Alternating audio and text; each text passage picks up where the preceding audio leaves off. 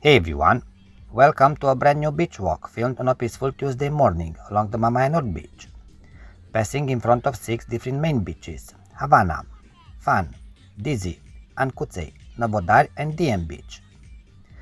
This walk captures a longer stretch of the Black Sea shore as the day slowly begins. Soft morning light, gentle waves, beach activity starting to appear, and the relaxing atmosphere of the coast before it gets too bossy.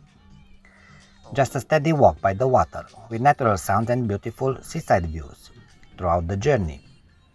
So take a moment to unwind, enjoy the scenery, and come along with me for another relaxing beach walk. Thanks for being here. Cheers!